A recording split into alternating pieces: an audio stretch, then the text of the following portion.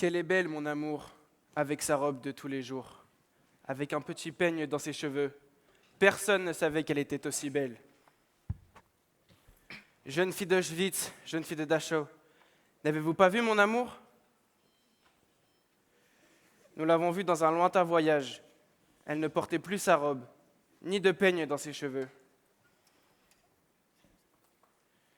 Qu'elle est belle, mon amour, choyée par sa mère, couverte de baisers de son frère. Personne ne savait qu'elle était aussi belle. Jeune fille de Belzène, n'avez-vous pas vu mon amour? Nous l'avons vue sur la place gelée, un numéro dans sa main blanche et une étoile jaune sur le cœur.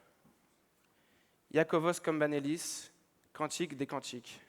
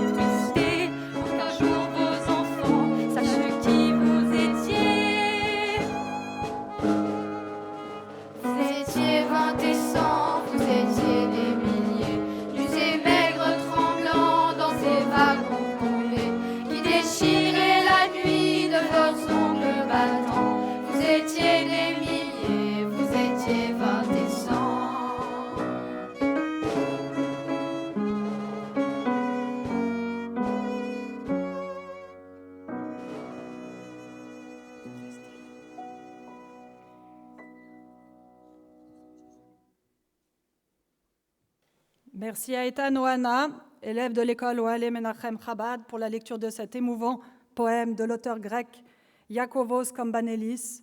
Et merci également à l'école et à la chorale de l'école Bet Sefer Yosef Girsa, dirigée par Madame Sarah Bella Benamran Weinberg, assistée de Madame Anouchka Alperin, pour la très belle interprétation de Nuit et brouillard de Jean Ferrat.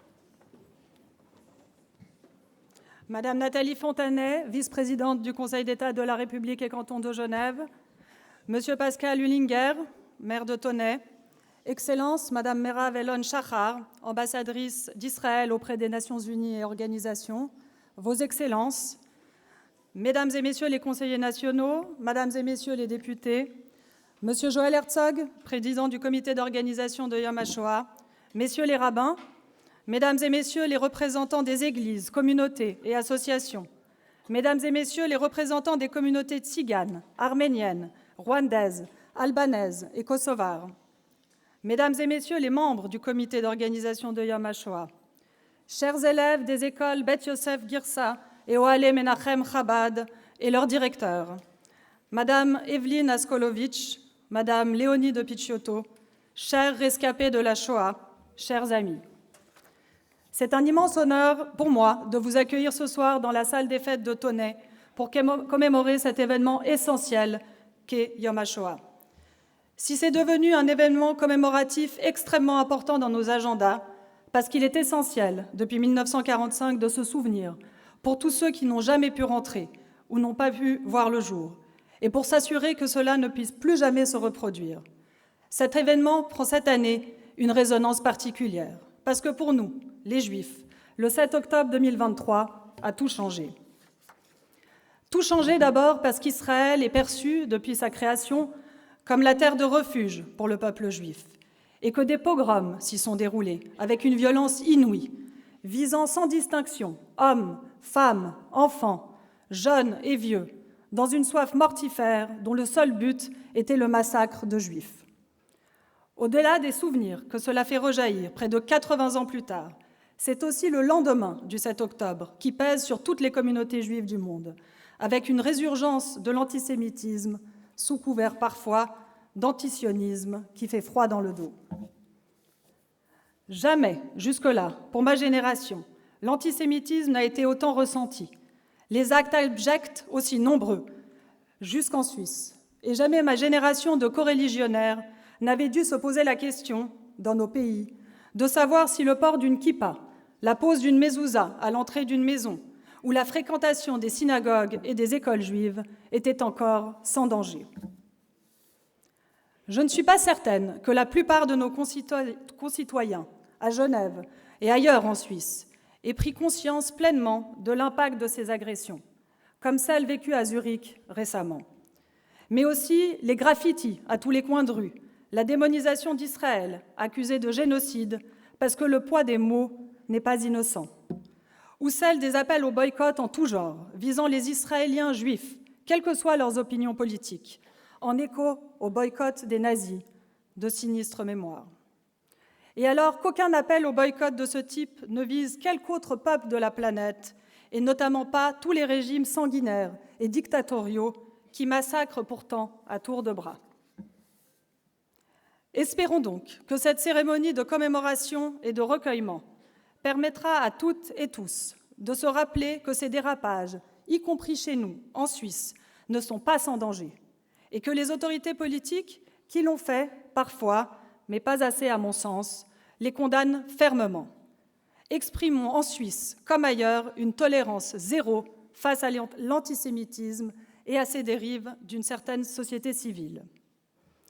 Je cède à présent la scène pour l'allumage des bougies et les prières commémoratives aux survivants de la Shoah et aux élèves récitant les accompagnants, ainsi qu'à messieurs les rabbins des communautés juives de Genève, Lausanne et Annemasse. À la fin des prières, je vous remercie d'observer une minute de silence et vous remercie à présent de bien vouloir vous lever pour l'allumage des bougies.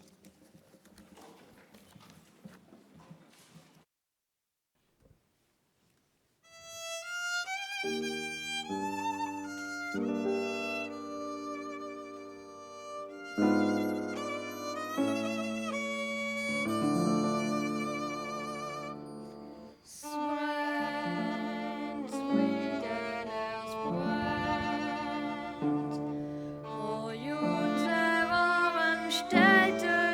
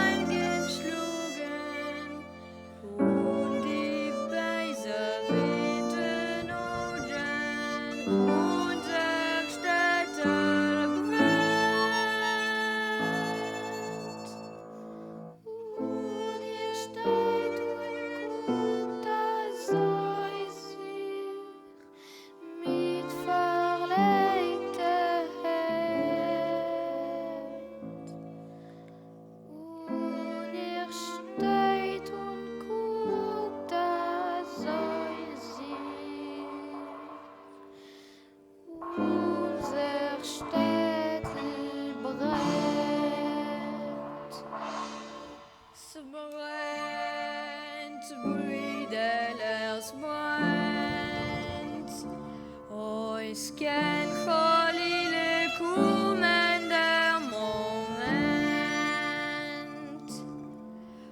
Unser Stadt mit uns zusammen soll all Feuer weg in Flammen. Bleiben soll wie noch als Lach noch pustisch wachte Welt.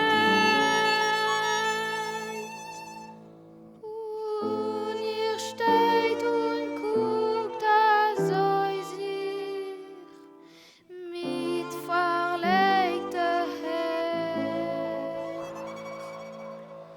Und ihr steht und guckt, da soll sich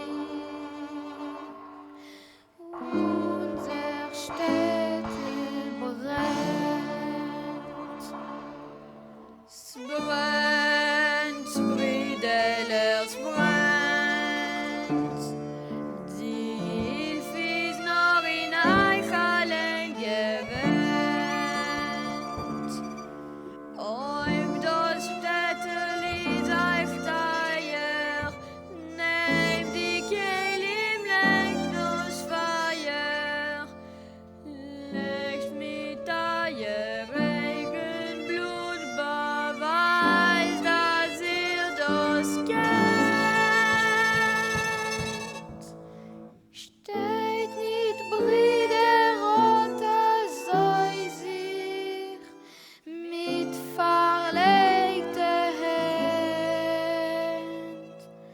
Steht nicht, Brüder, löscht das Feuer. Unser Städtl brennt.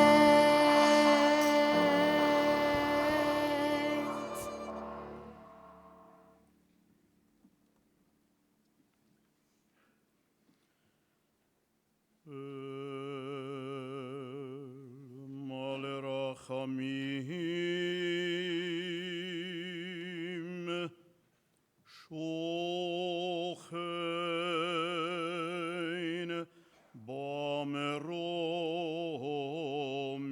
במרומים אמצי מנוחה נכונה תחת כנפי השכינה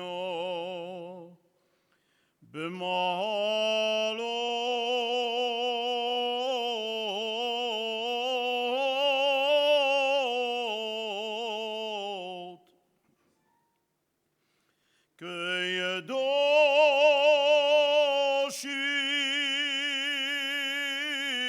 כידושים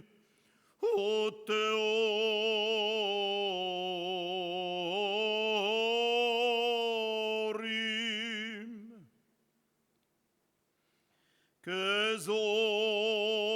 כזוהר הרקיע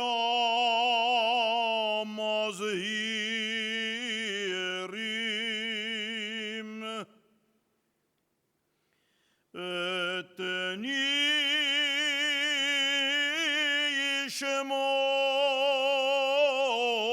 ישמות אחינו ואחיותינו אנשים נשים וטוב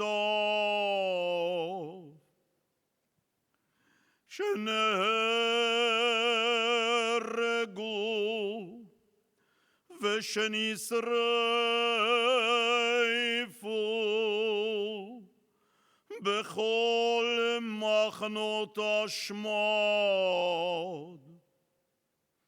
בידי הנאצים ועוזריהם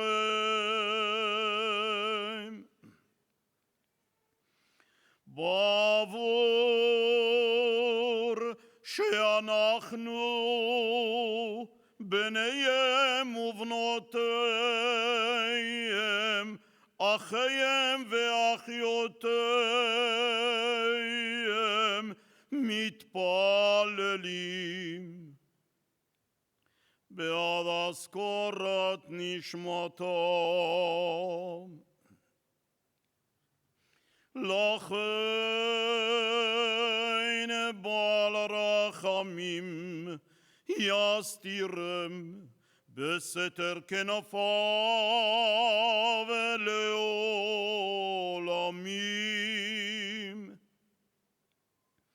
ויצרור בצרור החיים את נשמתם. אדוני הוא נחלתם. בגן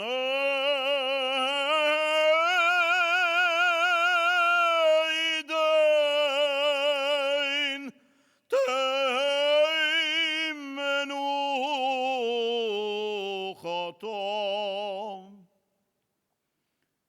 וינוחו על משכבם בשלום.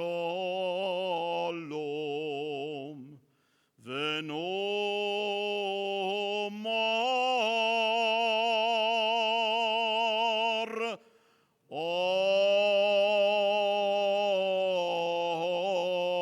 אמן.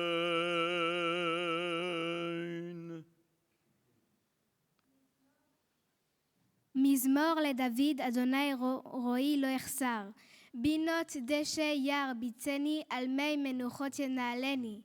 נפשי ישובב, ינחני במעגלי צדק למען שמו. גם כי אלך בגיא צל מוות, לא ירא, כי אתה עמדי. שבטך ומשענתך ינחמוני. תערוך לפני שולחן נגד צורריי. בי שנתה בשמן ראשי, כוסי רוויה. אך טוב וחסד ירדפוני כל ימי חיי, ושבתי בבית אדוני לאורך ימים.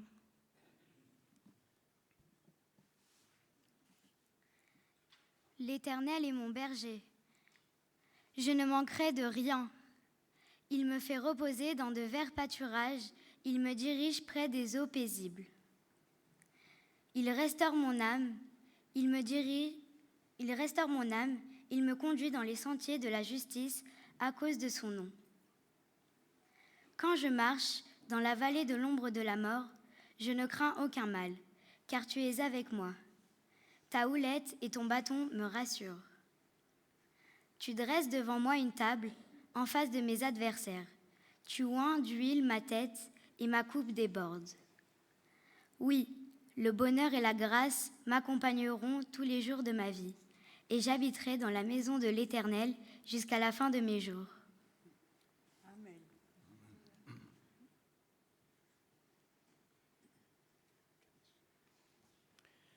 יתגדל ויתקדש שמי רבה, בעלמא דברה חירותי וימליך מלכותי, ויצמח פורקני ויקרב משיחי. בחייכון וביומכון ובחיי דכל בית ישראל, בעגלה ובזמן קריב ואמרו אמן. יהא שמי רבה מברך לעלם ולעלמי עלמיה.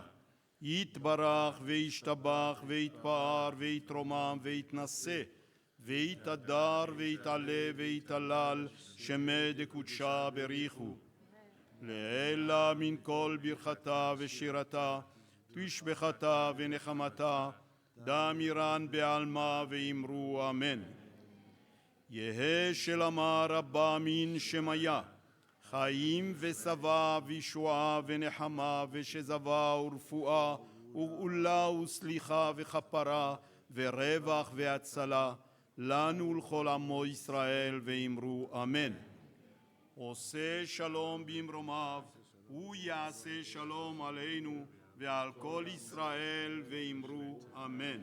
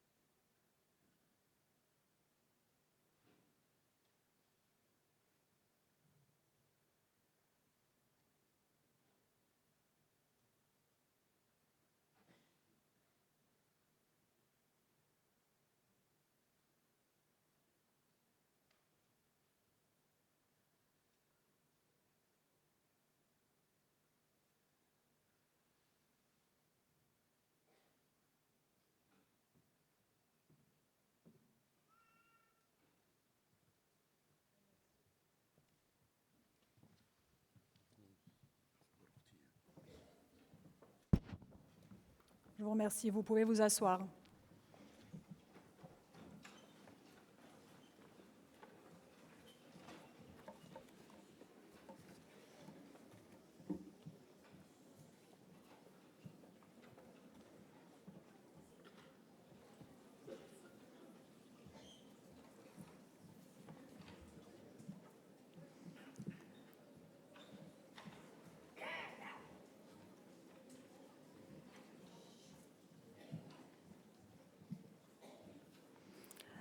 Nous allons à présent, et dans l'ordre, entendre les messages de Monsieur le Président du comité d'organisation de Yom HaShoah, Monsieur Joël Herzog, suivi de Monsieur le maire de la commune de Tonnet, Monsieur Pascal Uhlinger, qui nous fait l'honneur, et nous le remercions chaleureusement, de nous accueillir à nouveau dans sa belle commune. Nous sommes également très sensibles, Monsieur le maire, de la participation active de votre commune au travail de mémoire. Puis, nous entendrons Madame la vice-présidente du Conseil d'État de la République et canton de Genève, Madame Nathalie Fontanet, qui nous fait l'honneur de sa présence, et ce, de manière régulière maintenant, et qui nous délivrera le message des autorités, de nos autorités cantonales. Ces interventions seront ensuite suivies d'un bref intermède musical par l'ensemble du Genfe Capelli. Monsieur Herzog.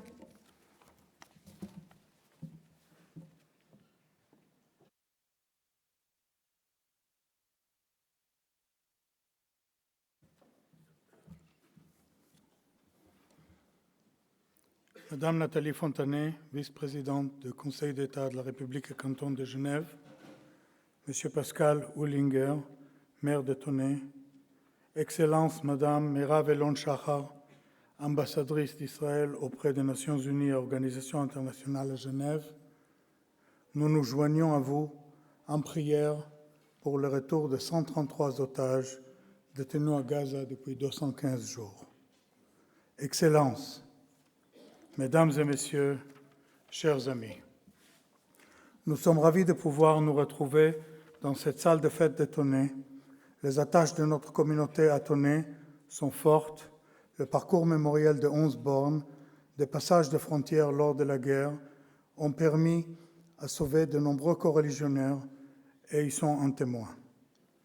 Cette année, nous présentons à l'arrière de la salle, à l'entrée, une exposition passionnante du mémorial Yad Vashem, des étoiles sans firmament, les enfants dans la tourmente de la Shoah. En effet, notre témoin, ce soir, était alors une enfant. Je vous invite à visiter l'exposition à l'issue de la commémoration. Merci à Evelyn Askolovitch et à son ami d'enfance, Léonie de Pichotto, de témoigner de leur vie d'enfants durant la Shoah. Hier, elles ont témoigné devant quelques centaines d'apprentis. La date de Yom HaShoah a été choisie à la date de soulèvement des ghettos de Varsovie il y a 81 années.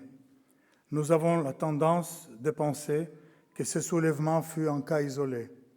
Pourtant, en visitant le nouveau musée des soldats juifs pendant la Deuxième Guerre mondiale, au nom du président Chaim Herzog, j'ai appris l'existence de plusieurs dizaines de révoltes, tout aussi héroïques, dans plusieurs ghettos et camps.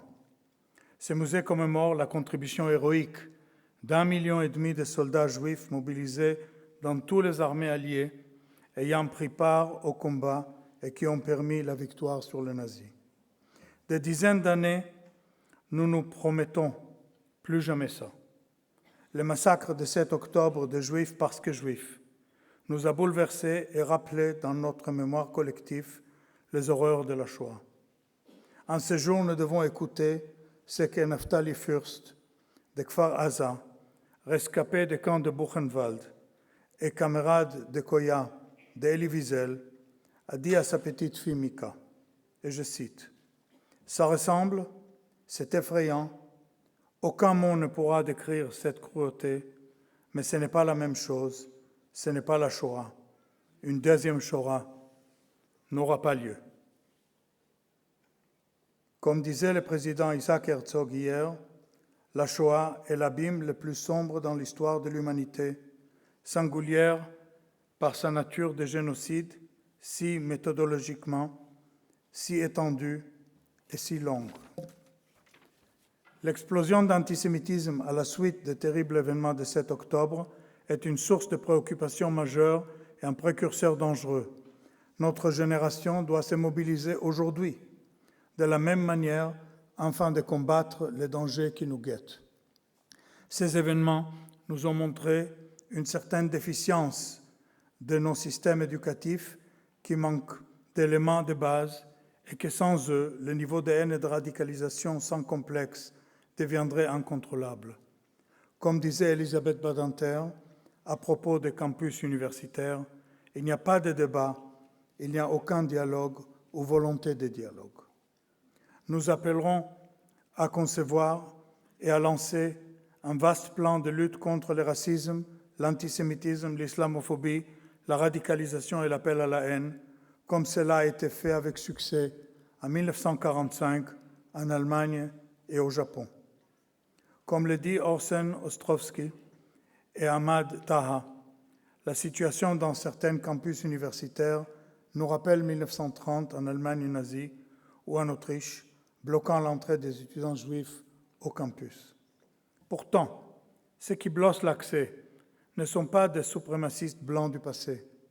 Les fanatiques d'aujourd'hui sont des privilégiés, wokistes, nantis et aspirants au Hamas qui peuvent à peine montrer Gaza sur une carte. Ils sont remarqués par certains des pires personnages au monde. Ils ne cherchent pas un échange ou un débat. Ils menacent, harassent, soutiennent la terreur et la violence. Des dizaines d'associations grandement financées par les pays étrangers, comme le Qatar et l'Iran, instillent des tendances depuis des années afin de radicaliser et perturber l'Amérique, l'Europe ainsi que l'ordre mondial. Leur attaque commence par l'antisémitisme, mais selon leur propre dire, finiront par s'attaquer au monde occidental américano-européen et judéo-chrétien. Elie Wiesel, rescapé de la Shoah, a défini l'indifférence, le danger le plus insidieux de tous. Un autre lauréat de prix Nobel, le révérend Martin Luther King, a ajouté « L'endroit le plus chaud dans l'enfer est réservé à ceux qui restent neutres en période de grands conflits moraux. » Ne soyons pas neutres quand 73% des étudiants juifs disent avoir subi ou vu des incidents antisémites. Ne soyons pas neutres quand des groupes malveillants mettent en danger notre civilisation et notre ordre établi. Le message universel de la Shoah, plus jamais ça, doit devenir une réalité et un impératif à suivre maintenant.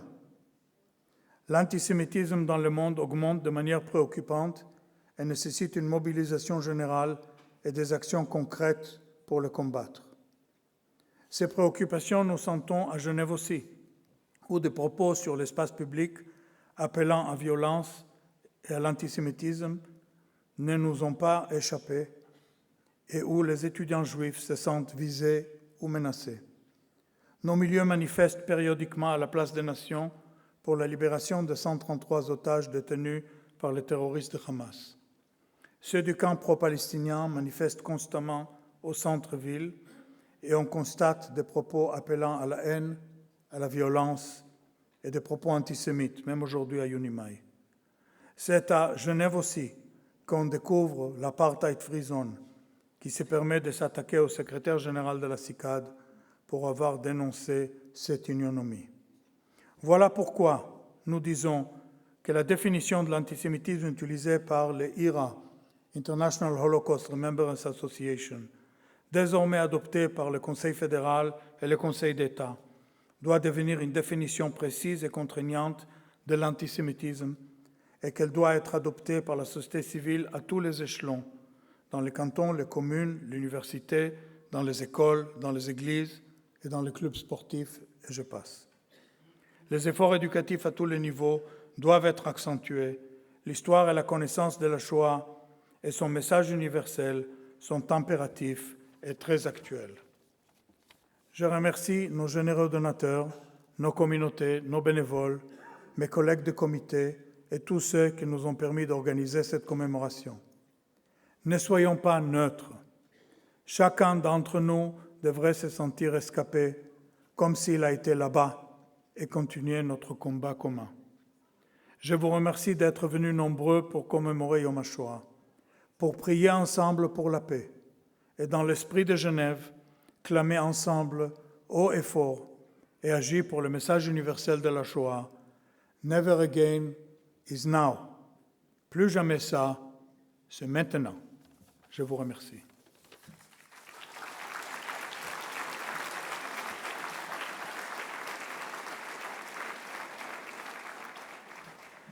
Les salutations protocolaires ayant déjà été effectuées, je vous salue tous en vos titres et fonctions.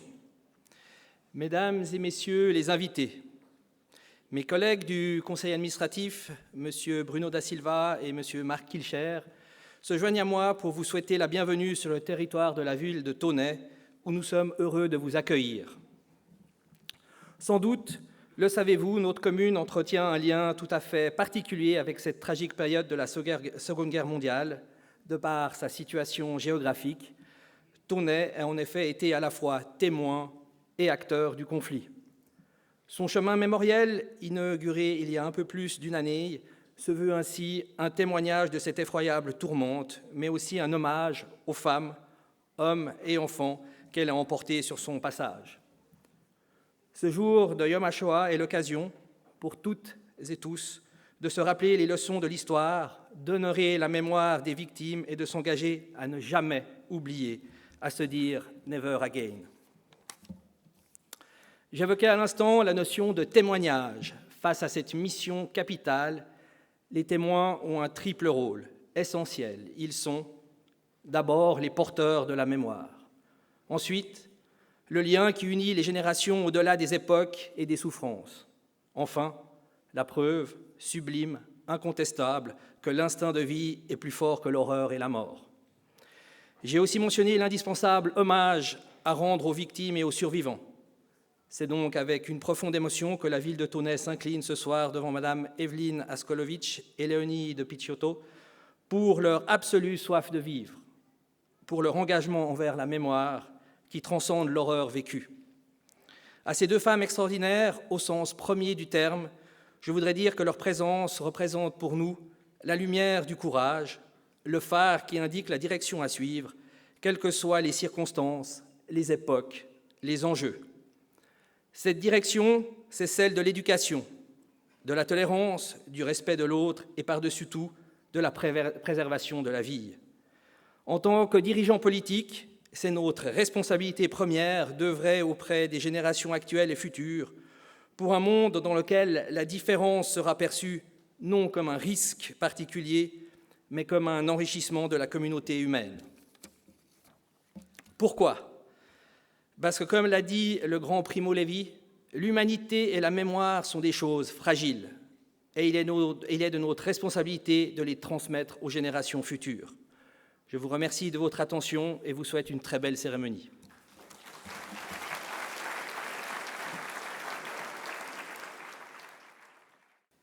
Monsieur le Président du comité d'organisation de Yom HaShoah, Mesdames et Messieurs les élus fédéraux, cantonaux et municipaux, Excellences, Mesdames et Messieurs. Tout d'abord, permettez-moi de vous remercier chaleureusement pour votre invitation. C'est un honneur d'être ici parmi vous et de vous transmettre les salutations cordiales du Conseil d'État genevois. En son nom, je tiens à vous dire l'importance que j'accorde au fait que nous soyons toutes et tous réunis pour cette cérémonie aujourd'hui.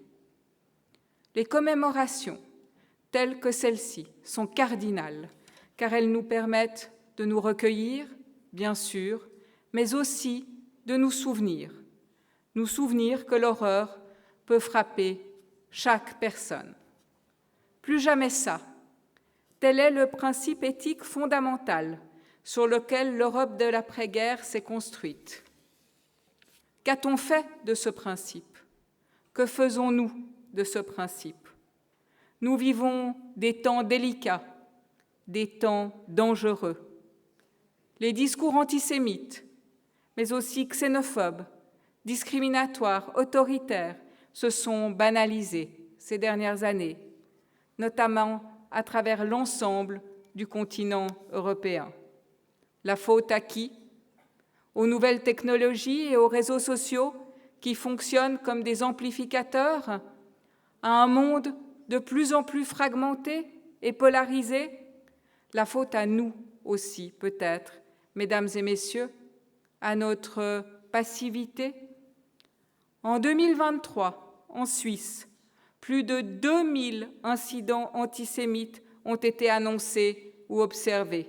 Oui, plus de 2000. Une forte hausse due notamment au conflit entre Israël et le Hamas. Mais ces dernières années avaient déjà démontré que l'antisémitisme n'était pas près de s'éteindre. Lors de la pandémie de coronavirus, une profusion de messages, de caricatures, de vidéos, de théories du complot sur les réseaux sociaux rendait les Juifs responsables de la propagation du virus. Bien sûr, à parler d'incidents, nous avons parfois l'impression qu'ils sont de peu d'importance. Mais cela est faux. Déjà, les mots constituent un danger, car entre les mots et les actes, la distance n'est jamais si grande. Ainsi, il nous faut ouvrir nos oreilles et nos yeux, repérer les prémices des dérives antisémites, des dérives racistes, fascistes et autoritaires, des compromissions qui conduisent à la catastrophe. Un génocide ne se déclenche pas par la grâce de coïncidences et du hasard. Les germes d'un génocide naissent du dénigrement et de la stigmatisation d'un groupe humain. Les nazis considéraient les Juifs comme des parasites. Les traces de déshumanisation dans les discours doivent provoquer en nous un sursaut, une révolte, car les discours sont des actes. Chaque mot antisémite, chaque mot raciste doit être relevé et condamné, peu importe le visage de celle ou de celui qui en est l'auteur. Est-ce pour une bonne raison? Le mal est, au fond, très banal. Il se cache derrière les traits de tout un chacun. Peut-être certaines et certains d'entre vous ont-ils eu le courage d'affronter le film « La zone d'intérêt », qui a notamment remporté l'Oscar du meilleur film international. Évidemment, ce film est bouleversant, il est troublant. Ce film prend aux tripes en ce qu'il affiche la vie avec un grand jardin et piscine que menait le commandant d'Auschwitz, à quelques mètres du camp de l'horreur et de la mort. Dans la postface du livre de Martin Amis, qui a inspiré le film, on peut lire ceci. En février 1944, détenu depuis peu à Auschwitz, depuis peu dénudé, douché, rasé, tatoué et vêtu de haillons, sans compter qu'il n'avait pas avalé une goutte d'eau depuis 4 jours, Primo Levi et ses codétenus italiens furent entassés dans une baraque vide où on les somma d'attendre. Le passage très connu du livre, « Si c'est un homme », continue ainsi. J'avise un beau glaçon sur l'appui extérieur d'une fenêtre. J'ouvre, et je n'ai pas plutôt détaché le glaçon qu'un grand et gros gaillard qui faisait les 100 pas dehors vient à moi et me l'arrache, brusquement. « Warum ?» dis-je dans mon allemand hésitant. « Hier ist kein Warum » me répond-il en me repoussant rudement à l'intérieur. Il n'y a pas de pourquoi. Hannah Arendt avait, elle aussi, souligné le fossé existant entre la banalité de Eichmann et le caractère insensé des crimes qu'il avait commis. Apparaissait-il d'emblée comme un monstre sadique? Pas du tout. Il apparaissait plus sûrement comme un exécutant, un fonctionnaire, dévoué, obéissant, rigoureux. Le monde n'est pas d'emblée blanc ou noir, il est composé de nuances. Il n'est pas divisé avec les monstres d'un côté, les héros de l'autre. Il est composé d'humains qui, emportés par une situation, deviennent des monstres ou des héros. Car ce sont aussi des personnes tout à fait ordinaires qui ont sauvé des Juifs pendant la Deuxième Guerre mondiale. Et puis ce sont des personnes aussi tout à fait ordinaires qui se sont tues ou qui ont fermé les yeux. Or, la passivité, elle aussi, peut tuer. Quand nous voyons l'état du monde autour de nous, posons-nous la question, ne sommes-nous pas trop passifs? Ne devrions-nous pas davantage élever la voix pour dénoncer, condamner? Dès 1945, nous avons dit « plus jamais ça ». Il y a eu le Rwanda en 1994 et nous voici en 2024. Nous avançons d'année en année, mais cela n'efface ni les crimes de guerre, ni les crimes contre l'humanité. À travers la Shoah que nous commémorons ce soir, nous pensons aussi à toutes celles et ceux qui ont été victimes de crimes de guerre, de crimes contre l'humanité, de génocide. Et nous disons haut et fort que nous souhaitons les combattre, où qu'ils soient perpétrés.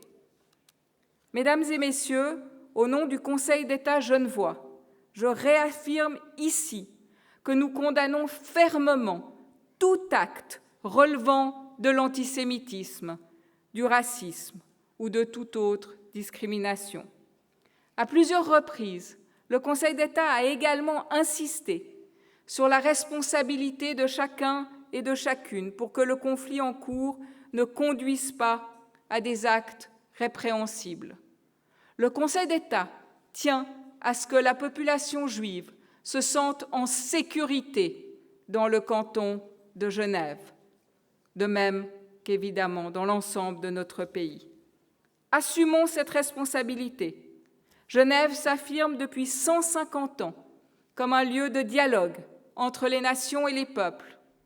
Le Conseil d'État genevois est plus déterminé que jamais à lutter contre les discriminations, l'oppression, la violence politique, l'antisémitisme, à réaffirmer Genève comme un lieu de lutte contre le dénigrement et la stigmatisation systématique, à réaffirmer Genève comme un lieu d'engagement pour condamner toute forme d'oppression, à réaffirmer Genève comme un lieu de paix, de droit international et des droits humains, à réaffirmer, à l'heure de la commémoration de la Shoah et de se souvenir des victimes de la barbarie nazie, que chaque vie humaine compte et que toutes les vies humaines sont égales. Plus jamais ça, se souvenir. Je vous remercie de votre attention.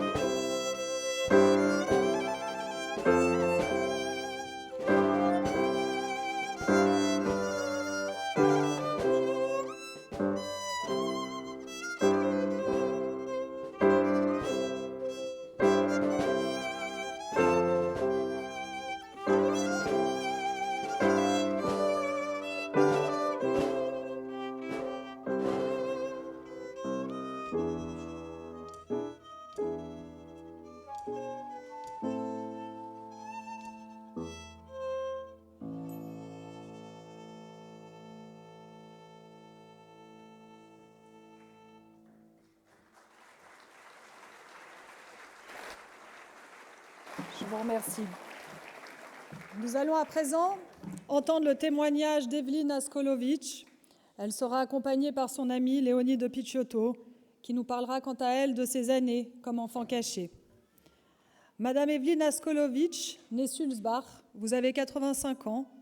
Vous êtes née en 1938 dans une famille juive allemande qui avait fui Amsterdam en 1939 et vous êtes arrêtée avec vos parents dans cette ville en mars 1943, à l'âge de 4 ans, après avoir été dénoncée par des voisins. Vous passez par les camps de Vught puis Westerbrock aux Pays-Bas avant d'être déportée à Bergen-Belsen en Allemagne, l'un des rares camps où il y avait des enfants. En effet, dans les autres camps, à Auschwitz par exemple, les enfants étaient assassinés dès leur arrivée. Vous avez été libérée en janvier 1945, puis, après la guerre, vous êtes devenue française.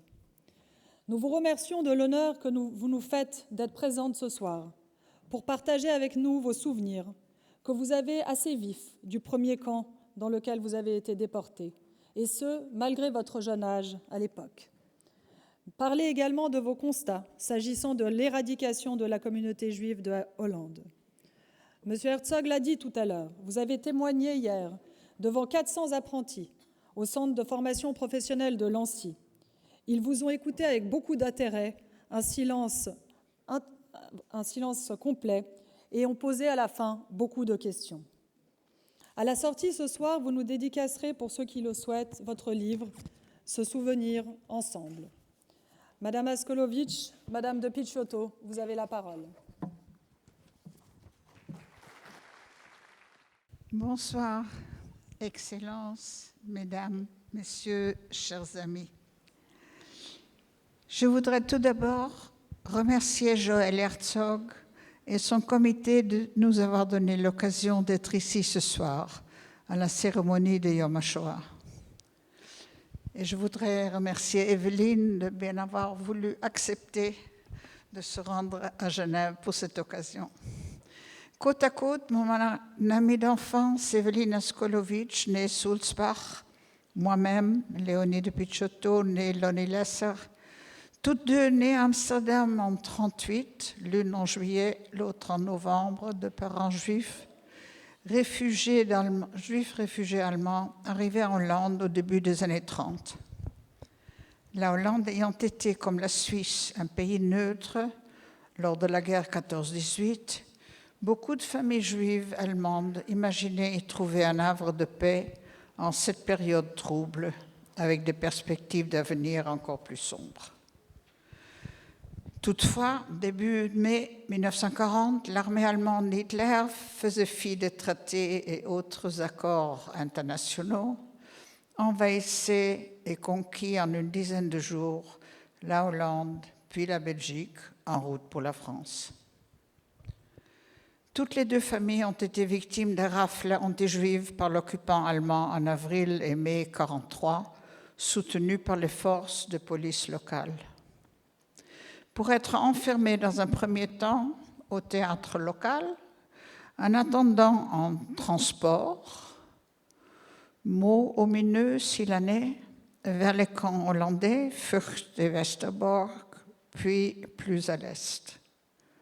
Les petits-enfants étaient hébergés dans une crèche existante juste en face, d'où la résistance a réussi à extraire et sauver 600 petits, au nez et à la barbe des Allemands. J'en fus, moi. Pour me retrouver ensuite, petite fille cachée durant toute la guerre, alors que Evelyne et ses parents ont enduré le séjour prolongé dans 3 camps. Depuis une dizaine d'années, Evelyne fait des témoignages dans les écoles de France et de Navarre. Infatigable, elle veut s'assurer non seulement que l'histoire de la Shoah soit retransmise par une personne qui, comme elle, l'a vécue dans sa chair, dans son jeune âge, mais aussi combattre le négationnisme qui risque de proliférer avec la disparition des derniers survivants. Les enfants qui l'écoutent attentivement, et j'en pu être témoin hier, et indépendamment de leurs origines sociales ou intellectuelles, le lui rendent bien, avec remerciements et des petits mots chaleureux. D'ailleurs, la France, en reconnaissance pour son engagement dans les écoles, lui a décerné les palmes académiques en 2017 et la Légion d'honneur en 2021. Souvent, j'ai pensé que ce serait intéressant de mettre en parallèle nos parcours respectifs. Le sien, qui avec sa famille fut dénoncé par des voisins, et moi, enfant caché, qui a eu la vie sauve grâce à des amis de mes parents, Netje Willem Wittjens, hollandais, chrétiens, qui m'ont hébergé pendant 2 ans au risque de leur vie dans le sud des Pays-Bas. Ils ont été reconnus juste parmi les nations par Yad Vashem. Nous sommes amis depuis nos années de lycée à Amsterdam et avec les années qui passent, nous nous sommes souvent demandé dans quelle mesure nos parcours parallèles mais si différents en même temps ont forgé nos caractères, déterminé nos choix. Pour citer Claude, le fils d'Evelyne dans le livre qu'ils ont écrit ensemble, Loni, l'amie de ma mère, a le droit d'enfouir en elle la fillette cachée qu'elle fut. Evelyne a tout autant le droit de se chercher encore. L'une comme l'autre sont libres de leur choix. Evelyne, survivante des camps, et dont le père a perdu tragiquement, en plus de ses parents, plusieurs membres de sa famille, et qui s'est trouvée au retour à Amsterdam dans un monde hostile.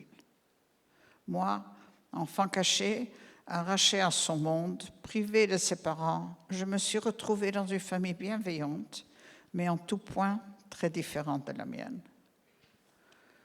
Pour retrouver mes parents en Palestine, en janvier 1946, participant avec toute ma grande famille à l'exaltation de la proclamation de l'État d'Israël, suivie d'une guerre meurtrière. Et finalement, un retour à Amsterdam à l'âge du lycée. Une chose que nous avons en commun avec beaucoup d'autres de notre génération, c'est la réalisation que nous, survivants par miracle, nous devons en quelque sorte œuvrer pour un monde meilleur, en nous engageant chacune à sa manière pour Tikkun Olam, la réparation du monde. Je vous remercie de m'avoir écouté et je passe le micro à Evelyne, notre invitée ce soir, venue de Paris pour témoigner à cette soirée de commémoration de la Shoah. C'est OK ?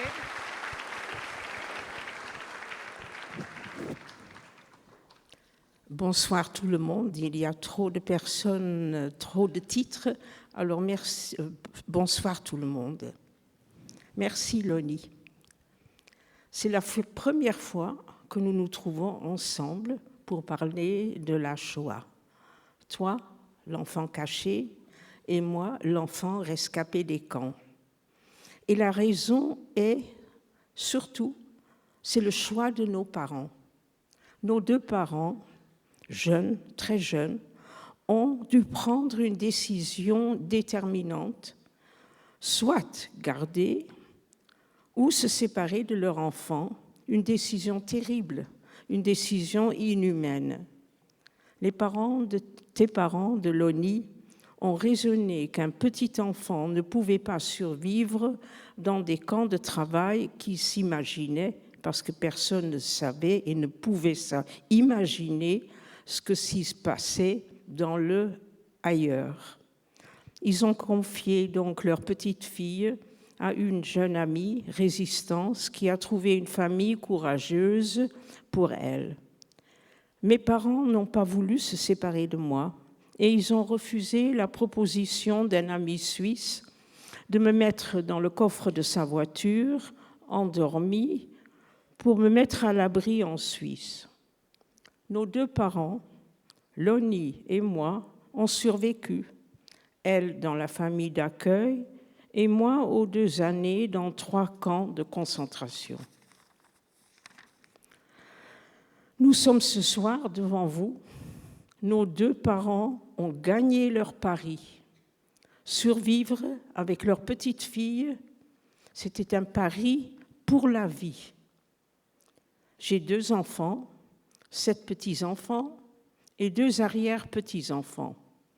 Loni, à Genève, a 2 enfants, 5 petits-enfants et une arrière-petite-fille.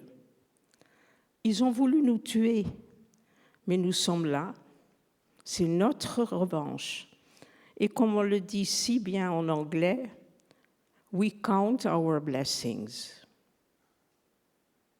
Le 23 mars 1943, on a sonné à notre porte, Botticellistraat 32, à Amsterdam. Devant la porte, il y avait 2 soldats, un Hollandais et un Allemand, et j'ai su beaucoup plus tard que le Hollandais était payé 5 à 6, l'équivalent de 5 à 6 euros par juif de prix. Moi, j'étais dans une petite classe d'enfants juifs. Il y avait 17 petits-enfants qui étaient dans cette petite classe, puisque les enfants juifs n'avaient plus le droit d'aller dans des écoles normales. Ma mère et le soldat ont dit « Vous allez chercher votre petite fille ». Et mon père était chez ses parents, juifs, allemands, qui étaient venus de Francfort, se réfugier à Amsterdam. Et ils ont dit « Nous vous attendons, revenez ». Ma mère est venue me chercher, elle a averti mon père, et puis les 2 soldats ont dit « Vous faites une valise et un sac, il y en a pour 2-3 jours, c'est juste une vérification d'identité ». Ma mère a fait un sac et une valise, et sur la valise, elle a mis un certificat comme quoi qu'elle pouvait enseigner, qu'elle avait certificat qu'elle avait obtenu en Angleterre. Et elle m'a toujours dit, je ne sais pas pourquoi j'ai pris ce certificat, mais je l'ai mis sur ma valise. Et il nous emmenait dans un camion, dans le premier endroit, c'était le théâtre hollandais, Hollandse Schouwburg. Pas moi. Les enfants étaient immédiatement mis dans la crèche en face. Je ne me souviens pas du tout de ce qui se passait dans cette crèche, mais Loni m'a dit qu'elle a eu un flash, que les enfants, parce qu'elle, un peu plus tard que moi, est venue également dans cette crèche, et elle a dit on était couchés sur des matelas, mais pas en longueur comme il fallait, mais en largeur, comme des sardines, 4-5 enfants sur un matelas. Je ne me rappelle pas. Mes parents, et donc moi aussi, en face, cette crèche était en face du théâtre, sont restés 2 semaines dans le théâtre avant d'être transportés, parce qu'on nous transportait comme du bétail, dans le premier camp de concentration. Ma mère est venue me chercher, et mon père avait dit « Je préfère encore travailler dans un camp de travail au lieu de tourner en rond ici ». En fait, le premier camp où nous sommes allés s'appelait Fürth. C'était un camp de concentration et c'était le seul camp avec la dénomination de concentration dans un pays autre que l'Allemagne ou la Pologne.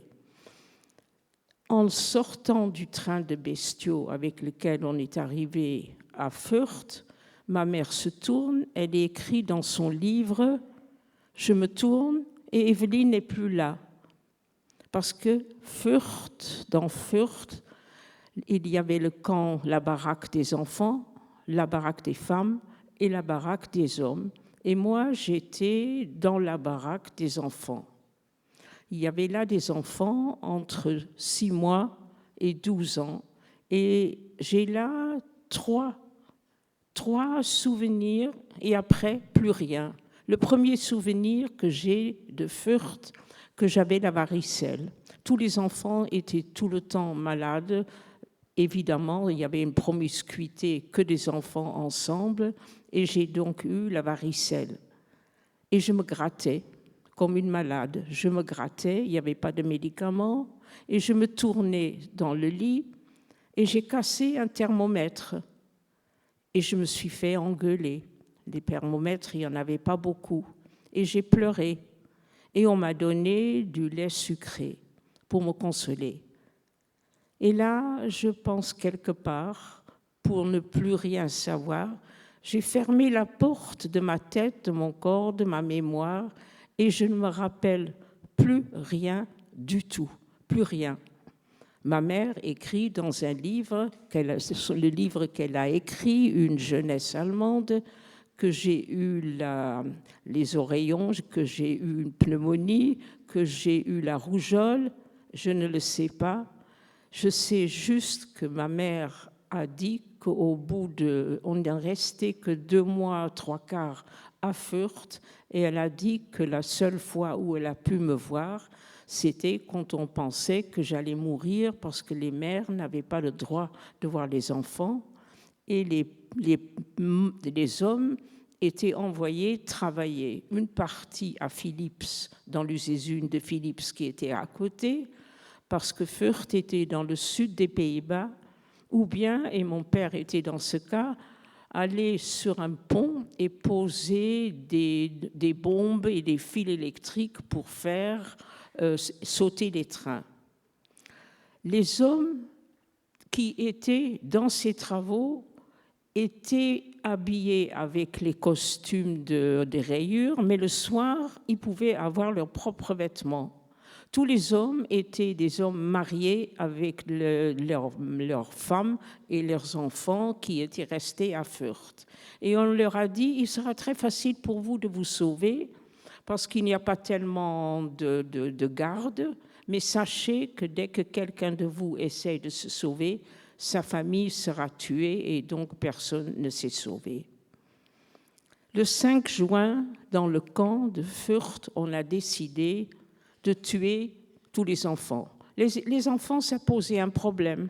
Les mères n'avaient pas le cœur au travail, un travail complètement stupide de prendre des cailloux, de les ramener, mais les mères, en effet, comme elles ne pouvaient pas aller voir leurs enfants, avaient la tête ailleurs, ils étaient inquiets.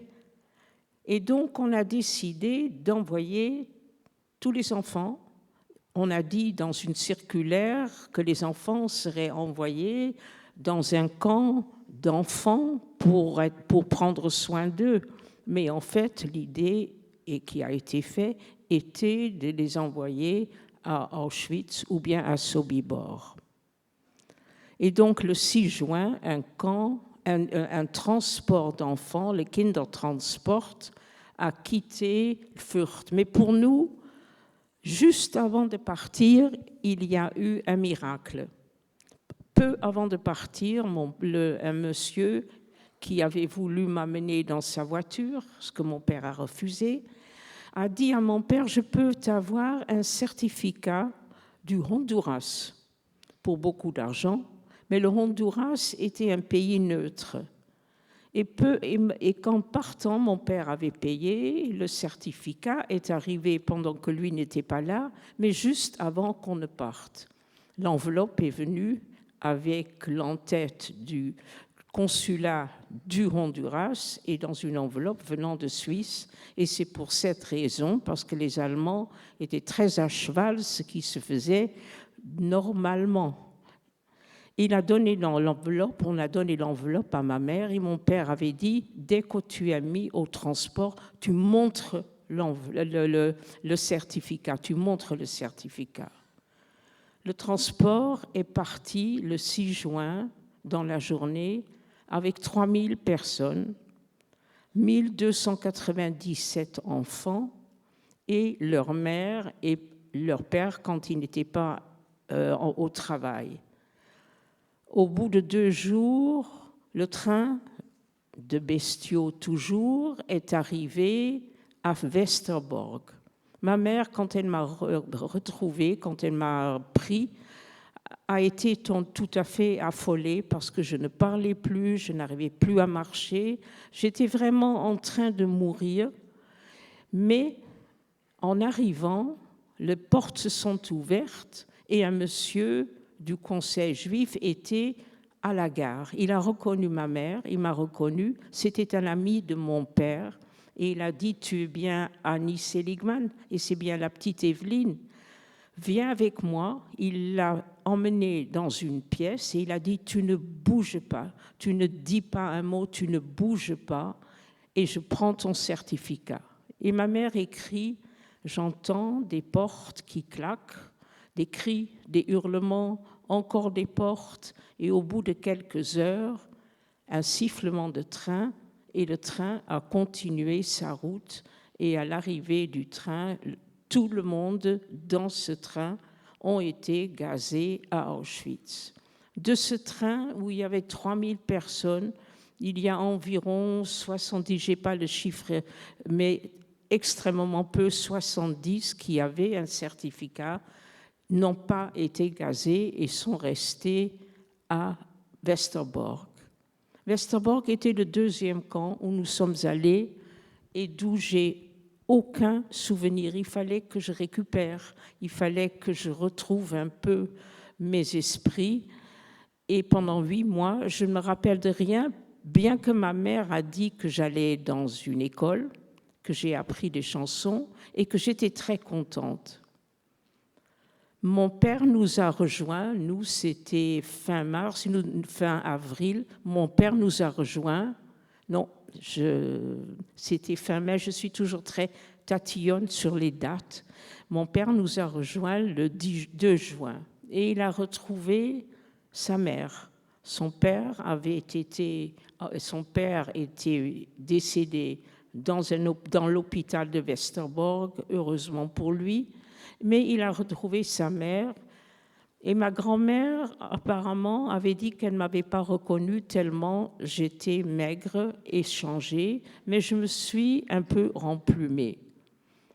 Et c'est dans ce camp que mon père, qui avant-guerre était un homme joyeux, très beau, avec une voix merveilleuse, qui faisait du vélo, qui nageait, qui dansait sur la glace, mon père, son cœur s'est brisé à tout jamais, parce que fin juin, sa mère a été mise au transport. Et il a essayé ce qui se passait à Westerbork, que tous les mardis, un train partait, rempli à ras-bord, avec des hommes, des femmes et des enfants, et le train rentrait vide.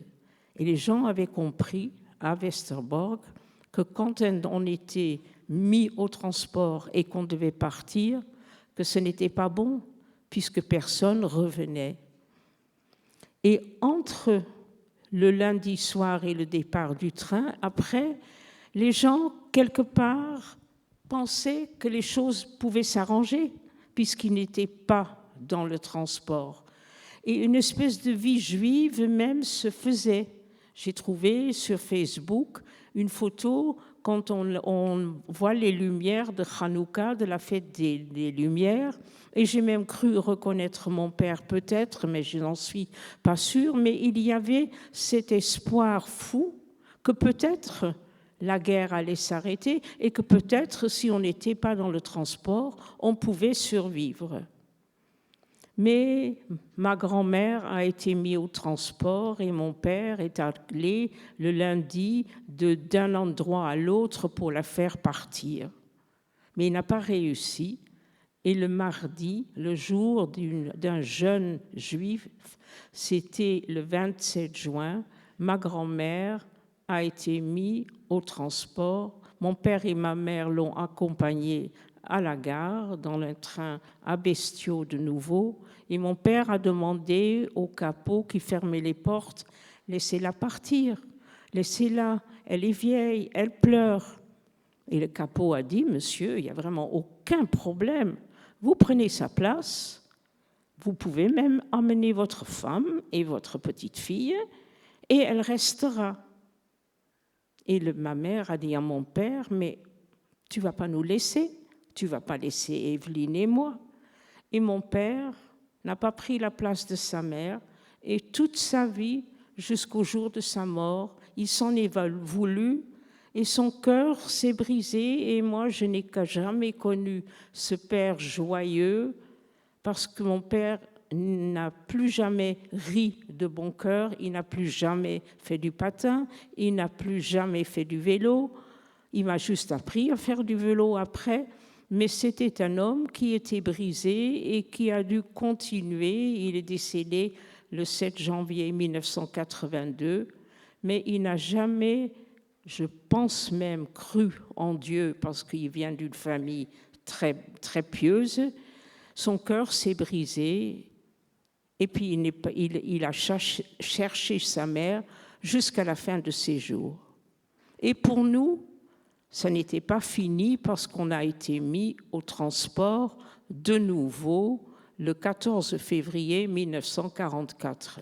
Mais comme on avait le certificat du Honduras, on n'a pas été envoyé à Auschwitz ou à Sobibor, et je ne serai pas là devant vous, mais on a été envoyé à Bergen-Belsen.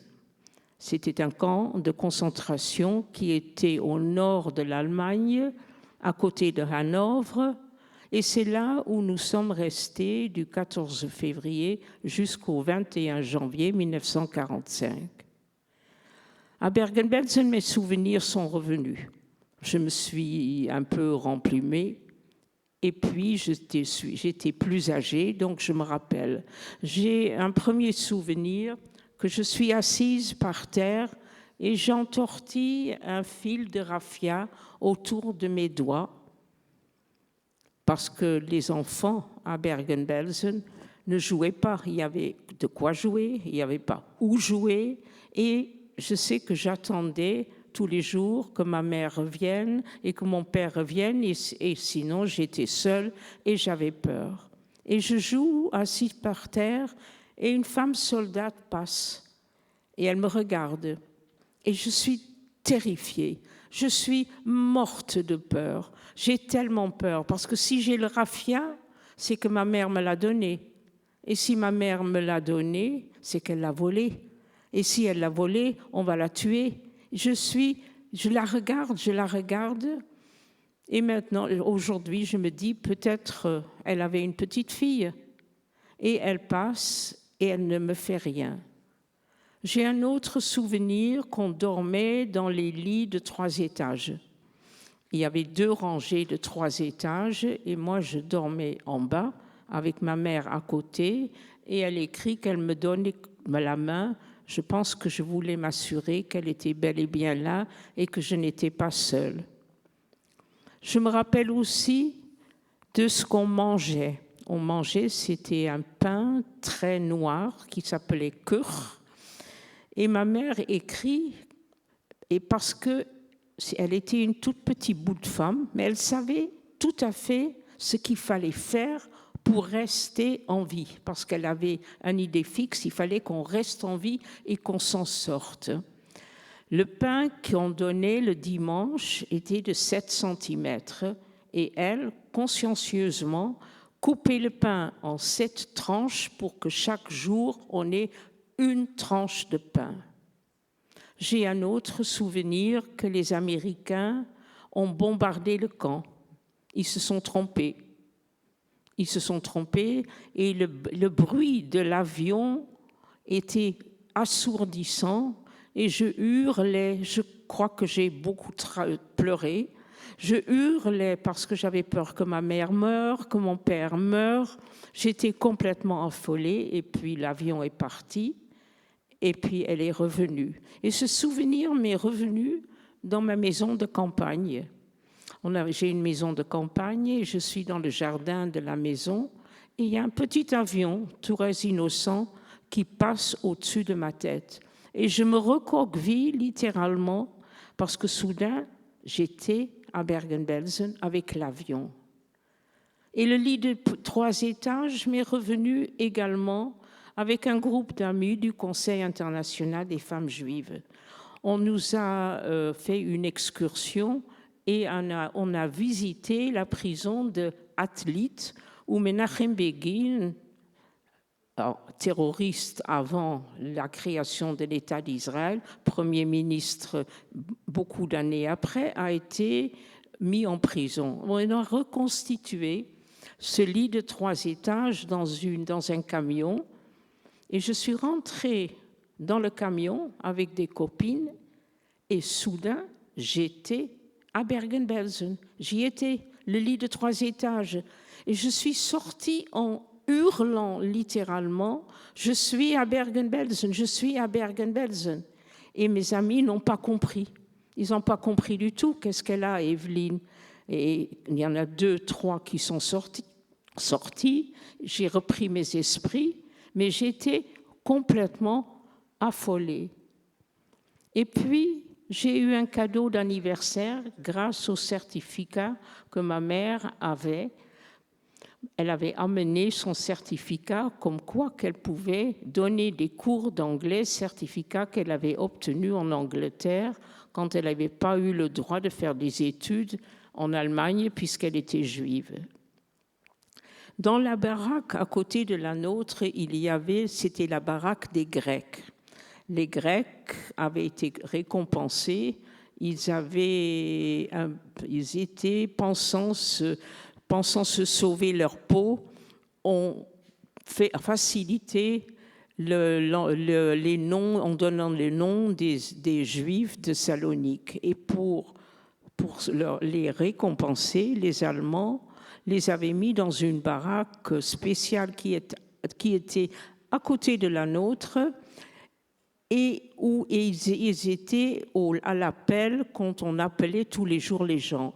Mais les Grecs avaient également une radio et ils avaient appris qu'il y avait eu le débarquement et ils voulaient absolument apprendre l'anglais. Ils parlaient le français mais pas l'anglais. Et ma mère avait ce certificat comme quoi qu'elle pouvait enseigner l'anglais. Et une amie a dit à ma mère, tu ne peux pas continuer comme ça. Evelyne pleure, elle a tout le temps peur, elle est toute seule. Va proposer tes services aux Grecs. Et ma mère, avec beaucoup de courage, est allée dans la baraque à côté et elle a proposé au chef de la baraque, M. Albala, de lui donner des cours. Il a dit, je peux vous donner des cours d'anglais et peut-être vous pourriez me donner une ration de pain et peut-être je pourrais amener ma petite fille qui est seule. Albala a regardé le certificat. Il a dit, écoute, je vais réfléchir, tu reviens demain. Et ma mère est revenue le lendemain et il a dit, c'est bon, tu peux amener ta petite fille, tu vas donner des cours à ma femme et à mes enfants aussi, et je peux te donner peut-être une tranche de pain, une ration de pain quand tu donneras des cours.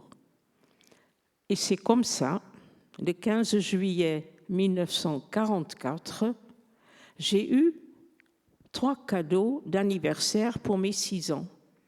Le premier cadeau était une tartine de pain, un peu plus blanc que le pain noir, avec des flocons d'avoine qui étaient autour et un 6 sur la tranche de pain.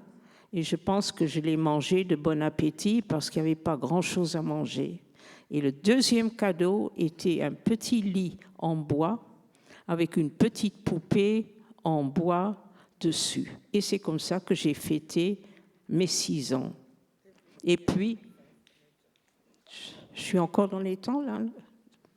Bon, je termine qu'il y a eu un deal entre les Anglais et les Américains et les Allemands. On allait échanger 350 Juifs de Bergen-Belsen avec des certificats du Honduras, du Paraguay et de Hawaï contre 350 prisonniers de guerre allemands. Et nous, on était sur la liste. Et d'ailleurs, les parents de Lonnie étaient également sur la liste. Et tous les jours, pendant 10 jours, on a appelé les gens pour voir s'ils étaient encore en vie parce que le typhus faisait rage dans Bergen-Belsen. Et la veille du départ, mon père avait 40 fièvres, on l'avait battu sur les reins, ses reins ne marchaient plus du tout, c'était le dernier appel. Et je me rappelle, j'oublierai jamais, on est allé sur la couche où était mon père, et ma mère a dit à mon père, tu te lèves, on va à l'appel. Et mon père a dit, je n'y vais pas, je n'y vais plus, je ne peux plus. laisse-moi tranquille. Et ma mère savait très bien, si mon père ne se levait pas et s'il n'allait pas à l'appel, on ne partait pas. Et si on ne partait pas, c'était fichu. On allait tous mourir. Et elle a commencé à crier sur mon père. Et moi, j'adorais mon père. J'avais tout le temps peur qu'il lui arrive quelque chose. Et j'ai crié sur ma mère. Je lui ai donné des coups de pied. Et heureusement qu'elle ne m'a pas écoutée. Elle m'a envoyé valdinguer littéralement. Elle m'a pris par la main. On a sorti mon père de son lit, de son matelas, et on l'a amené à l'appel. Et le lendemain matin, la chef de la baraque est venue. Elle a dit, vous allez enlever tous votre étoile jaune, pas les enfants, et vous allez aller à la gare. Et mon père a dit, encore une gare, encore quelque chose. Mais à la gare de Tsel, il y avait un train blanc avec une croix rouge dessus. Et nous sommes montés dans le train le 21 janvier 1945, 3 mois avant la fin du camp, où il ne restait plus grand monde, et le train est parti. C'était un train qui était chauffé avec des médecins, avec des chaises, et le train, on a quitté Bergen-Belsen. Le train a roulé pendant 4 jours de haut en bas de l'Allemagne, et en arrivant à la frontière suisse, on n'était plus que 200 dans le train. La moitié des personnes ont dû descendre, ce qui était notre train, notre cas, et les 100 autres, dont les parents de Loni, ont continué le chemin jusqu'à arriver, je crois, en Algérie, mais avec un périple. Et nous sommes restés dans le camp de rapatriement, le British Internees Camp. Et pour nous, la guerre était finie, bien que ce n'était pas la fin de notre retour chez nous, mais la guerre pour nous était finie. C'est fini. Le reste est juste l'après-guerre, et peut-être je vous le raconterai une autre fois. En tout cas, je remercie beaucoup tout le monde, tout le comité, Joël Herzog, tout le monde de m'avoir invité, de m'avoir fait l'honneur de venir ici pour commémorer Yom HaShoah. Un grand merci.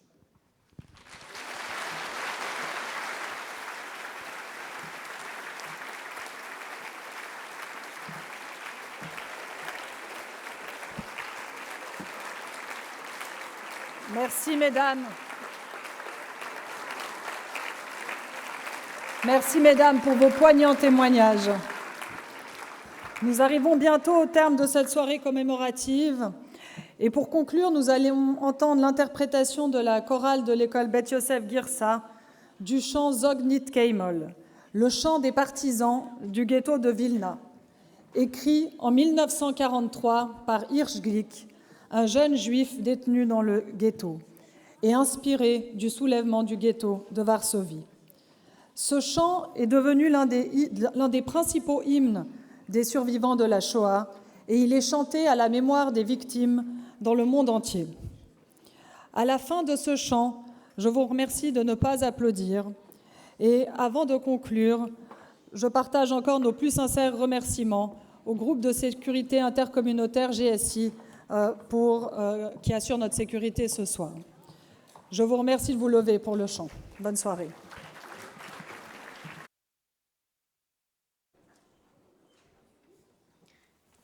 Ne dis jamais que c'est ton dernier chemin. Quand les jours bleus sont écrasés sous un ciel de plomb, cette heure viendra que nous avons tant espéré, frappant le sol, nos pas diront, nous sommes présents. Des palmiers verts jusqu'au lointain pays neigeux, nous arrivons le cœur en peine et douloureux. Et partout où une goutte de notre sang a coulé, c'est notre courage et notre force qui vont germer. Soleil futur, tu embellis le jour présent. Notre passé d'ombre et de haine disparaîtra avec nos tyrans. Si le soleil se perd avant le jour, avant l'aube, que notre chant soit un appel de génération à génération. Ce chant a été écrit avec du sang et avec du feu. Ce n'est pas le chant d'un oiseau dans le ciel bleu, quand tout brûlait parmi les murs qui s'écroulaient. Fusil en main, mon peuple a chanté ses couplets. Alors, ne dis jamais que c'est ton dernier chemin, quand les jours bleus sont écrasés sous un ciel de plomb. L'heure viendra que nous avons tant espéré, frappant le sol, nos pas diront, nous sommes présents.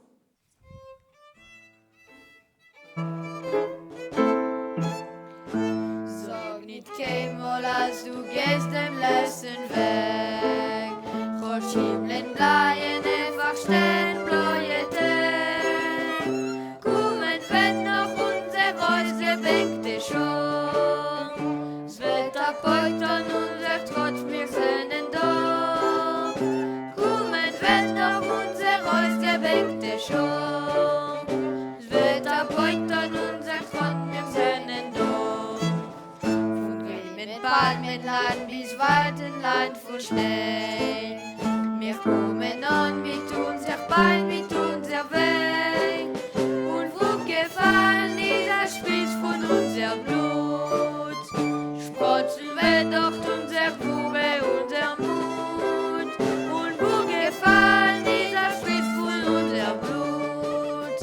Sprotzen wir doch unser Bube, unser Mut. Morgens und bei Gilde und der Maid. Und unsere Nächten wird vergeben mit dem Feind. Noch einfach zusammen wird die Sonne und der Kajor. Wie a Parole soll geht das Lied von doch zu doch. Noch einfach zusammen wird die Sonne und der Kajor. Wie a Parole soll geht das Lied von doch zu doch. Das Lied geschrieben ist mit Blut und nicht mit Blei. Es ist nicht kein Lied von Erfolg auf der Frei. Noch und Erfolg zwischen dem Fall, die gewählt. Das Lied gesungen mit ner Ganes in die Hand. Das und Erfolg zwischen dem Fall, die gewählt. Das Lied gesungen mit ner Ganes in die Hand. Das sagt nicht keinmal, als du gehst am letzten Weg. Verschiedenen Bleien einfach stehen, Leute. Kommen, wenn doch unser Häusle bänkt schon.